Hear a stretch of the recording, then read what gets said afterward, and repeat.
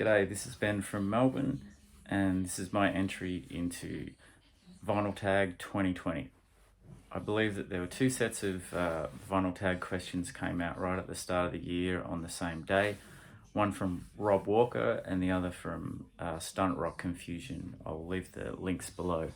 I think there was about 22 questions asked in each of these. Some there was a bit of crossover, so I'll do what I've seen several other people in the VC do, which is pick and choose, and I think I've got about 20 questions between the two.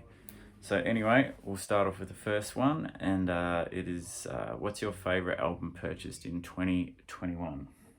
So I'm going to start by cheating straight away, and I have two albums which I can't separate.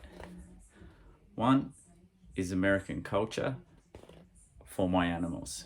This is a fantastic indie rock record which has a throwback to that kind of off-kilter, wonky, kind of catchy, kind of weird indie rock from the 90s.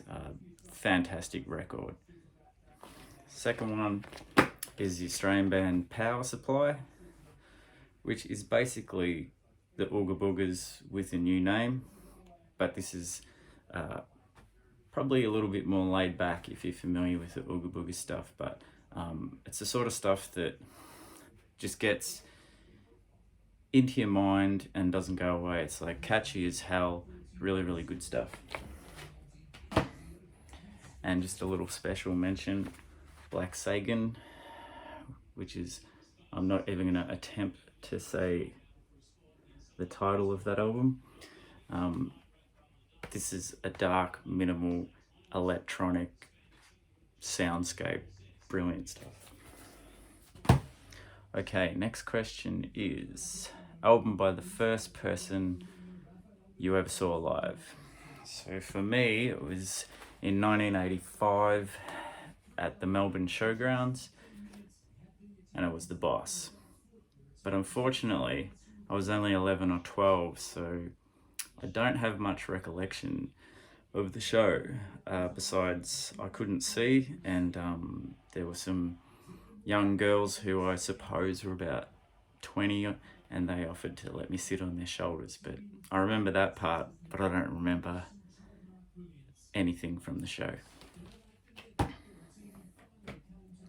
Next question is album by a duo. Okay, this one was easy for me. Having just seen not long ago the Sparks Brothers movie. This is their last studio album called A Steady Drip Drip Drip, I think. And it is brilliant. Like, everything that they do sounds like nobody else. And I highly recommend, if you get a chance to see the Sparks Brothers movie, get onto it.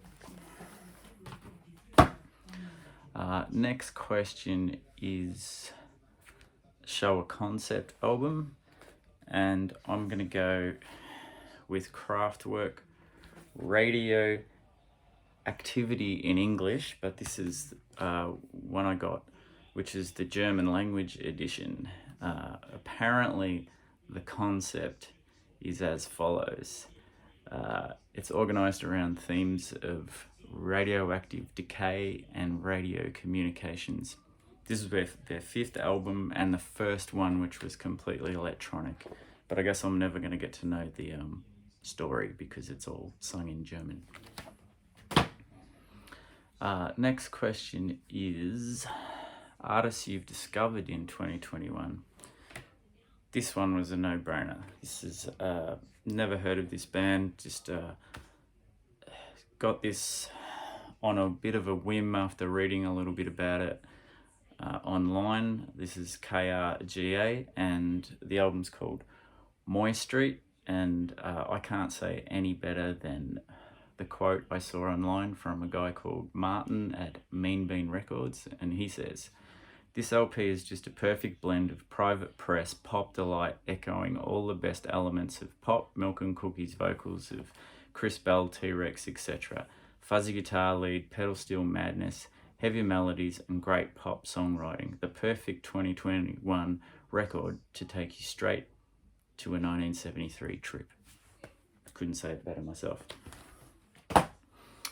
Next question is an album from a different continent.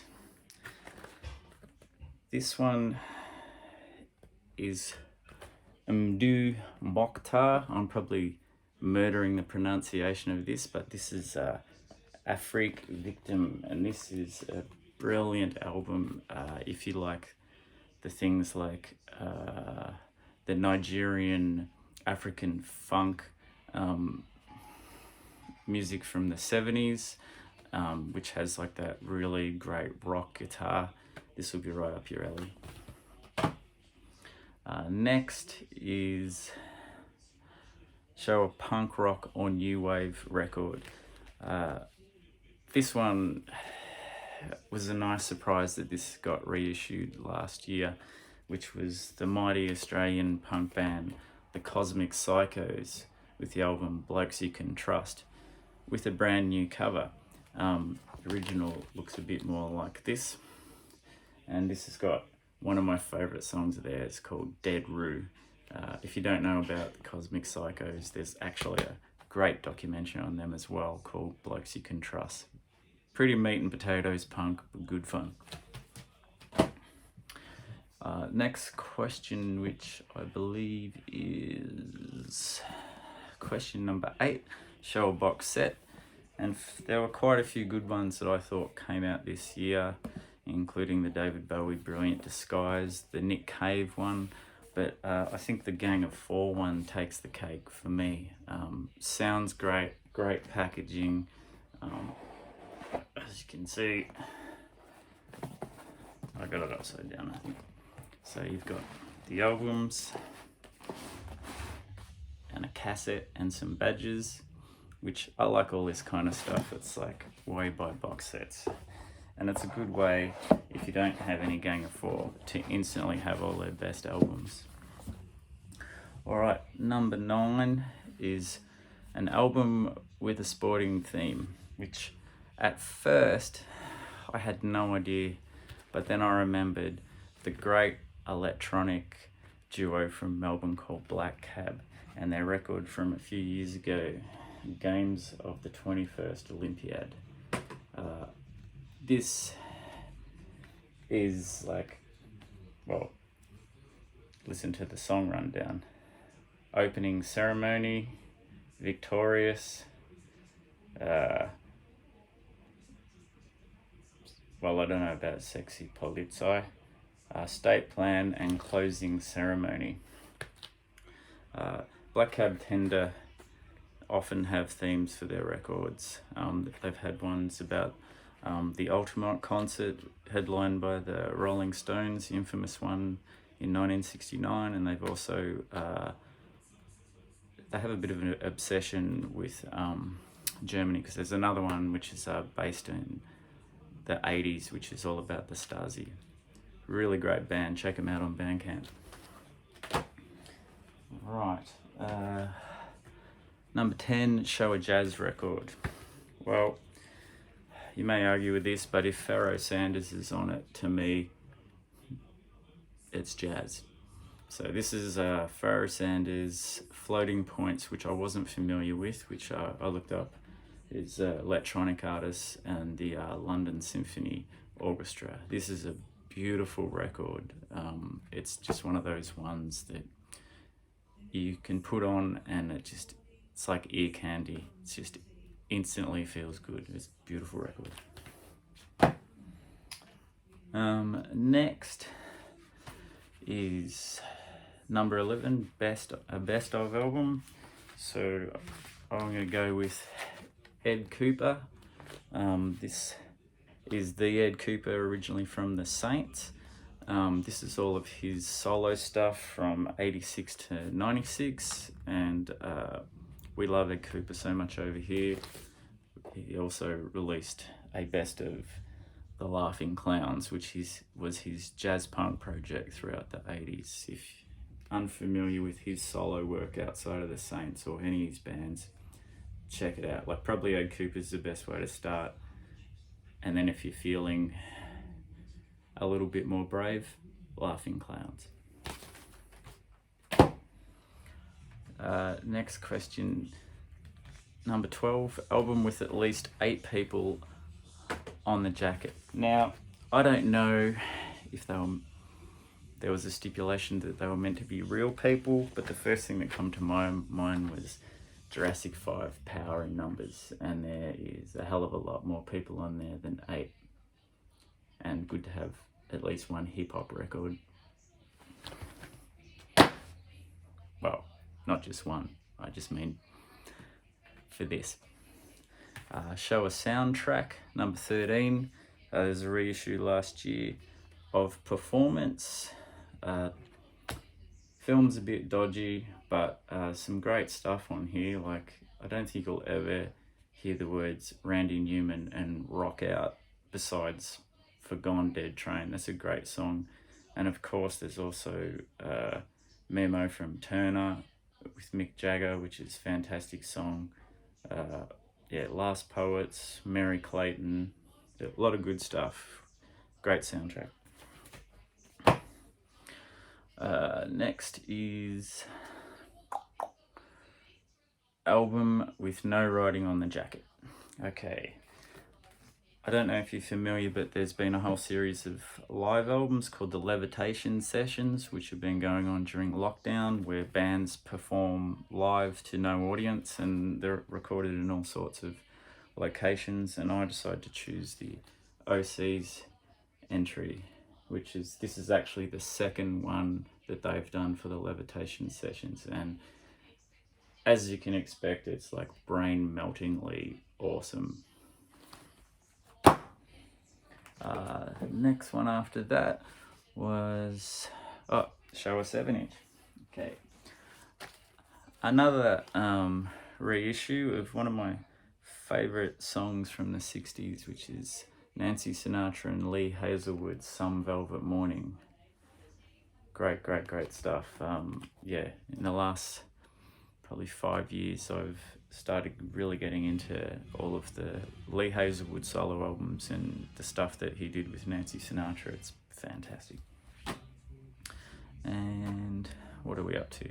Number 16, a coloured vinyl album. I chose Nolan Potter. This could also have been in like one of the best of 2021, just musically as well. This is a fantastic record, but being on Castleface, they have some nice coloured vinyl, and they also give them pretty funny names. They can't just call it, for example, purple with a red bit in the middle. They call this Royal Bloodline. I like it. Alright, hopefully this isn't going too long. Only 13 minutes, not too bad. Alright, an album from 1982. Again, another reissue, and one that sounds so much better for the remaster is the mighty Bad Brains debut album. And it sounds fantastic. The hardcore punk band from Washington. This just jumps out of the speakers now. It's really great. So glad I got this, and just escapes me at the moment, but the name of it, but their first two, I think it's Rock for Light was the other one that was reissued as well. Both sound fantastic. Show the most out of your comfort zone record you got in the past year. Okay, for me, progressive music has been a big hurdle, but as I'm a big fan of the OCs, which started off as a pretty ramshackle, folky thing that developed into this full-on garage rock, and the last few albums, I think they've been going into prog territory, along with King Gizzard as well, and so I think I was ready for some Genesis. Lamb Lies Down on Broadway. Still getting my head around this, but yeah, it's all positive.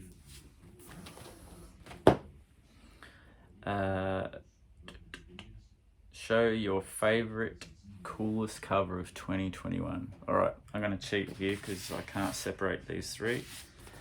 First is Fax, Facs on Trouble in Mind Records. Minimal rock, angular, really good stuff. Next is, if I'm saying this right, Up a Yama. And this, I can't tell you a lot about where they're from or anything like that, but this is a beautiful cover, and this is really kind of like psychedelic, long jams, not a lot of vocals, but yeah, beautiful cover too. And lastly, again, another one from Castleface Records. This is Rcge Sunshine. There's just something about the typeface with, I guess the technical term is a blob of red and pink over the top of that. I think it looks great. Okay, we're heading into the home stretch, I think. Okay. Show a record from a band from the past that you totally bypassed until recently. Okay, the two I'm going to show is Fairport Convention and Rcge Thompson.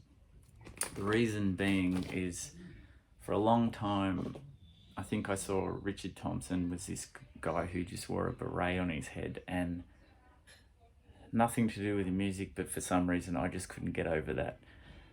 And then on a friend of mine taped me onto cassette, this how long ago, is a Bob Mould compilation, and it had a cover of Shoot Out the Lights, and it blew my mind. And then also a while back when Elvis Costello had that show Spectacle, Rcge Thompson came on and played it live, and it blew me away. It was amazing.